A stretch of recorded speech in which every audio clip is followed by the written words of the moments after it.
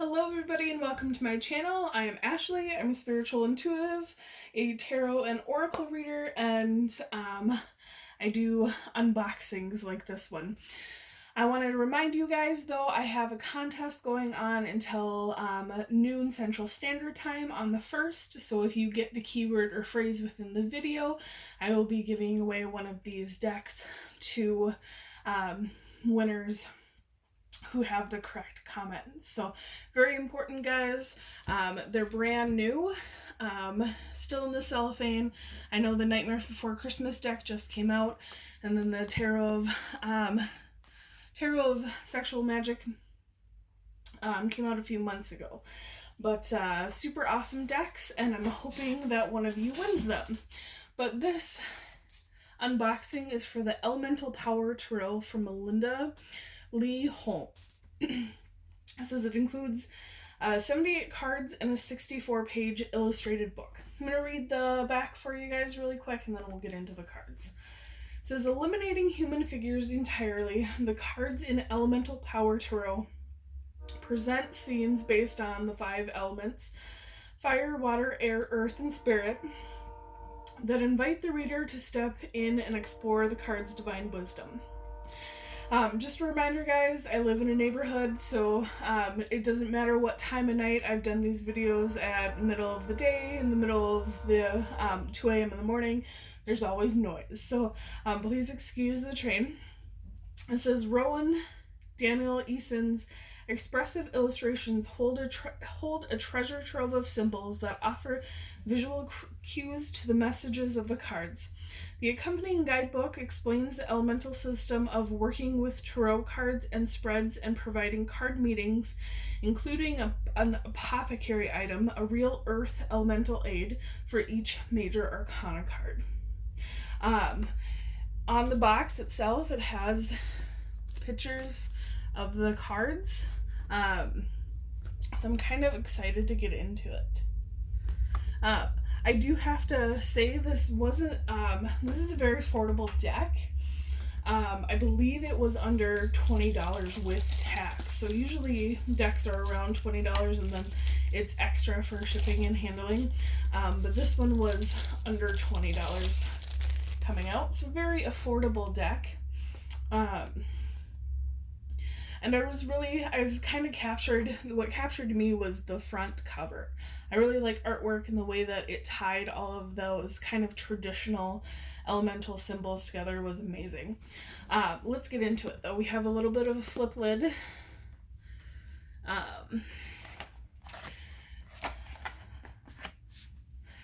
And boxes are, it's a plain box. Boxes to me, like, I enjoy the artwork and the little messages within them.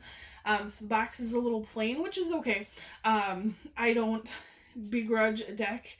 There's very few decks that I've ever had, like, true issue with, because decks are meant to be the way that the artist and channeler presents them to be. And I think that's a beautiful thing. So I'd say, like, over 90% of decks, even if they're not my specific taste, doesn't mean I won't enjoy them, and it doesn't mean that I won't use them in the future.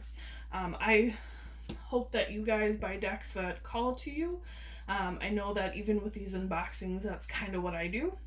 Unless I'm given a deck unless I'm gifted a deck from somebody, and then, I feel like those are called to me as well. I do have to say, guys, sometimes, most of the time actually, there's a chemical smell to decks because of the coating that they use after, like, airing them out and using them. That smell goes away, but there's a few decks out there, and it tends to be the more, like, independent decks or the more, like, less known publishing houses that they just smell absolutely nasty. This is one of them. Like, the moment I opened the box to show you guys the guidebook, like, it just wafted to me. So for those of you like me who are sensitive to smells, it does go away. Just air out your deck, you leave your deck. Don't leave it in the box, because every time you open the box it'll come out. Sometimes I'll just leave the cards on my table to air out. And again, more use from it will let those cards air out a bit. It usually isn't an issue until, it usually isn't an issue much later than, after a few times. This is the guidebook. Already loving it. Anybody who's seen my channel before knows that I love colored guidebooks, especially with this deck being so affordable as under $20 on Amazon. I'm surprised that it has a colored guidebook. Even decks that are in like the $25-$30 range, it really depends on the publisher and it depends on what the artist wants and whatnot, but I'm kind of surprised that such an affordable deck has that. And honestly, it's probably because of this. So if you guys have seen, I only have a few. I'm not really called to decks that have that kind of similarity between the card when it comes to the suits. It's not my personal thing. I really like the story of tarot, and so a lot of times I'm given 9 times out of 10 I'm guided to tarot decks that tell that story. And for me, I know I said this, I think the last one was the Nordic tarot. I'm not very fond of that, kind of the same cards, just one more sword. But it does make a more affordable deck, and it also helps out with when it comes to kind of a new tarot practitioner getting recognition of what things are instead of trying to, it's good for recognition, it's good for memorization, but for me it's not good for intuition, and that's why I tend to not buy decks. But again, I'm guided to buy the decks that I'm meant to buy, and this is one of them. So I'm never gonna let go or return a deck that I've been called to, but I, as anybody, I have my own preferences, and when it comes to a deck that goes from like 3 coins to 4 coins, I like that more intuitiveness that something like the Rider-Waite or copies of the Rider-Waite give you, which is pictures and people and symbolism. But that's a choice that you guys can make on your own. I do have to say I absolutely love the back of this. I was not expecting it to be this symbolic, intricate, and beautiful. Absolutely love the artwork, as well as I really enjoy the color and the lack of color in there as well. Absolutely beautiful cards. I'm gonna take the little thing off. I do have to say, guys, these are a bit bigger than normal tarot cards, which is, again, totally fine. It's really up to how you want your tarot cards and oracle cards to be. But yeah, I'm not, I have a few bigger decks, which are totally fine. It's just, when it comes to shuffling, sometimes you just have to get a little creative.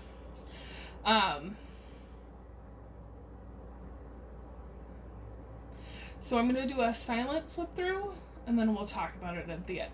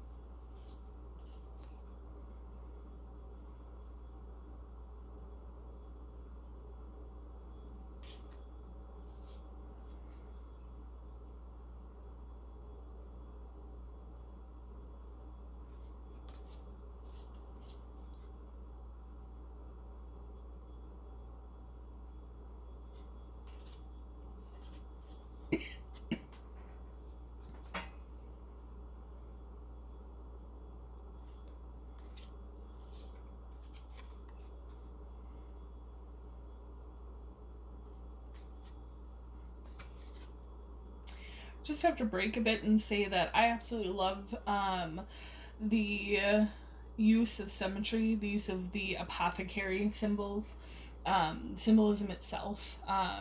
The artist and creator also brought in different cultures, different religions, as well as different time frames too. I especially love the moon card, where I'll go back to it really quick, guys. Where they have the jack-o'-lantern, and also if you look very closely, and happens all the time with decks, actually, like every time, they have to be experienced. It's one thing to look at it from my camera to your screen. It's another thing to look at it in person. It's absolutely more beautiful and powerful in person. But you can kind of see there's a little UFO there, and then there's a person there. It's kind of like dark on dark, but there's a person right there. There's the UFO, and then there's the jack-o'-lantern. A lot of symbolism, as well as, you know, different types of symbolism in this card, and it kind of played out in all the major arcana. I especially liked, I flipped this card out because I wanted to specifically talk about it. It doesn't have the Hanged Man in this. When I actually got this deck, I had no idea how I would like it. Seeing it on the side of the box and seeing the previews really didn't give me a good grasp of what the cards had to offer, so I'm glad that I continued to get the deck. But I love that, you know, with the absence of people in these cards, they can still represent people very well. And this is the view of the Hanged Man. This is the first time I think I've seen most of the Hanged Men are cards, Hanged Men, Hanged Women, are either upright and the whole world is upside down, or they're upside down themselves and the world is upright. But this one gives you the view of the Hanged Man, and I think that's super powerful, especially because it deflects a different perspective. It is a different perspective. I just wanted to stop and talk about those cards, because even though she has the rest of the minor arcana, it's the major arcana that has the most symbolism and most artwork in them. I'm going to go through the minor arcana now, and then that will be silent. I won't stop and talk about every suit.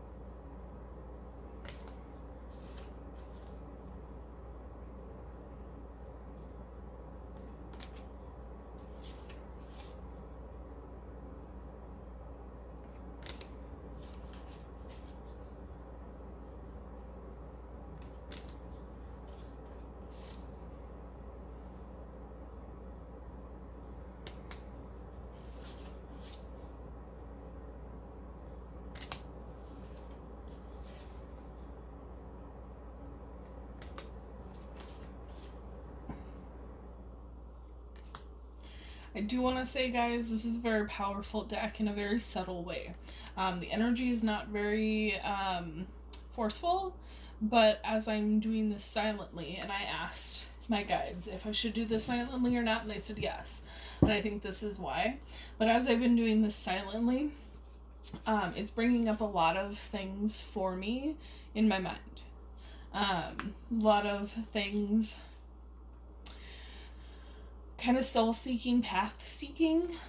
So I really feel like this deck will be good with that as well. A good deck for answers is what I've been getting. And remember, answers are very subjective. So it's for you to see how it fits into your life instead of for the cards to guide your every whim. But it's a very powerful deck in the way that it will open up new pathways of thinking, mind, body, and soul for you.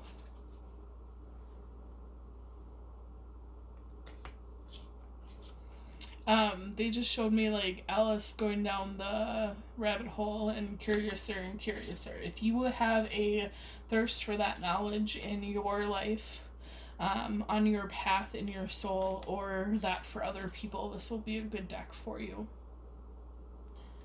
Especially the Major Arcana is absolutely beautiful. And I have a feeling that once we get into descriptions, into the guidebook for the Minor Arcana will be just as beautiful. But if anybody's seen my videos before, you'll know that I love artwork. I love what comes out in decks. So I kind of miss it when we have decks that have the same artwork, but like 1 coin, 2 coins, that sort of stuff. But I can't be mad at this deck. It's a fantastic deck. I can already feel it.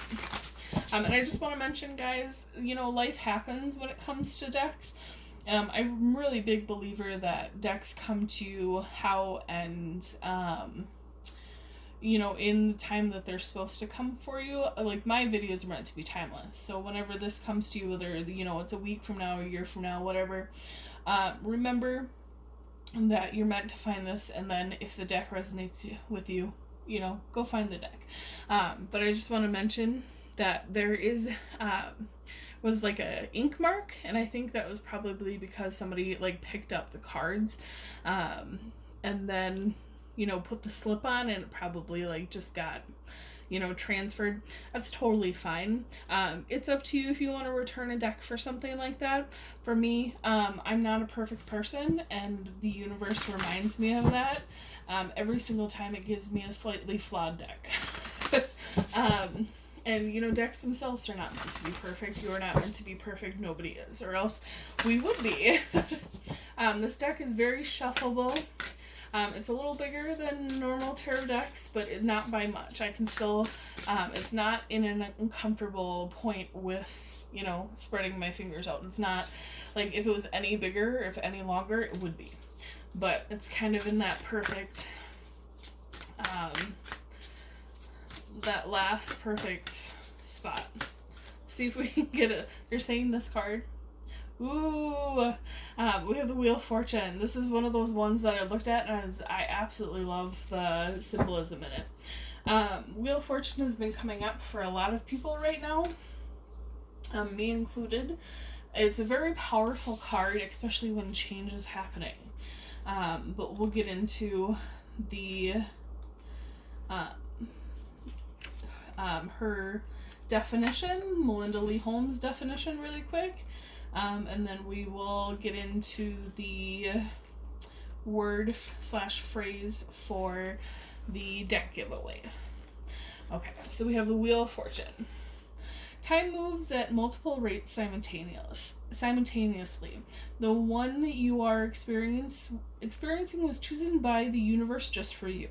A tire swing hangs from a branch of a nutmeg tree, swinging gently in the breeze over a small pool of water. Animals congregate in the idyllic scene: a fox, gopher, fish, and bluebird.